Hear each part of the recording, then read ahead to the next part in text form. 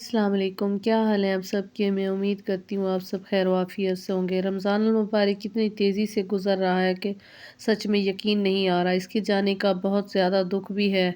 अब ज़िंदगी रही तो आइंदा साल इस रमज़ान शरीफ में हम देखेंगे। बाकी अल्लाह ताला हम सबको अपनी हिफ्ज़ व अमान में रखे। आज अफ्तारी में कुछ ज़्यादा नहीं बनाया था। फ्राइड आइटम खा खा के ना सब कहीं मैदे डिस्टर्ब हुए हुए थे। तो आज जो है हरे चने और आलू का जो सालन बनाया था उसकी जो रेसिपी आपसे शेयर करूँगी मेरे स्टाइल से बनाने का जो मेरा तरीका है। इसके लिए हरे चने मैंने निकाल लिए थे तकरीबन 1 किलो के लगभग। इनको जो है दरदरा सा कूट लिया था। इसके साथ आलू, प्याज, टमाटर, हरी मिर्चें और लहसुन अदरक का पेस्ट। दूसरी साइड पे चूल्हे पे मैंने एक पतीली रखी थी, इस पे 1 प्याली ऑयल को शामिल किया था। ऑयल हमारा जब गर्म होगा तो इसमें हम 1 चम्मच ज़ीरा डाल के कड़कड़ा लेंगे। ज़ीरा अच्छे से कड़कड़ाने लगेगा तो इसमें स्लाइस की हुई प्याज को शामिल कर देंगे।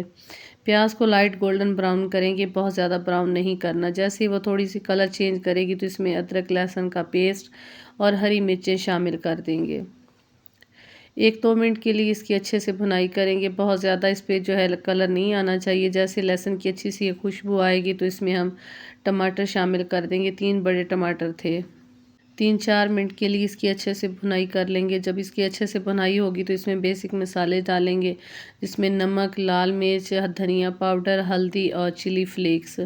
इसमें यही मसाले जाएंगे और इसको ही हम सिंपल तरीके से बना रहे हैं। आप ज़रूर ट्राई कीजिएगा, बहुत मज़ेदार हरा छोलिए की सब्ज़ी बनती है। ये बहुत ही थोड़े दिनों के लिए ये सब्ज़ी आती है और ये तकरीबन 1 माह के लिए आती है। और अब इसकी कटाई का सीज़न शुरू हो रहा है तो आप भी बनाइएगा और ज़रूर जो है इसको एंजॉय कीजिएगा। यहाँ पे थोड़ा-सा मैंने छींटा लगा के जो है इसको मसाले को अच्छे से भून लिया था। मसाला हमारा जो है वो अच्छे से भुन चुका था, टमाटर भी अच्छे से हमारे गल चुके थे। तो इसमें जो अब हम कटे हुए आलू शामिल करेंगे। मैंने इनको कट के वॉश करके पहले रख दिया था। आलूओं को जो हम अच्छे से भूनेंगे, तकरीबन जब ये 80% कुक हो जाएंगे तो फिर इसमें हम छोलिए शामिल करेंगे। तो इसी तरह आलूओं की जो हम अच्छे से भुनाई करेंगे, हल्का हल्का सा पानी डाल के, ताकि नीचे से हमारी सब्ज़ी जले नहीं।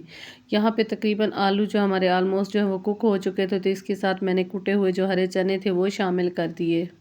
अब इसकी 1 से 2 मिनट के लिए अच्छे से भुनाई करेंगे तेज़ आंच पे।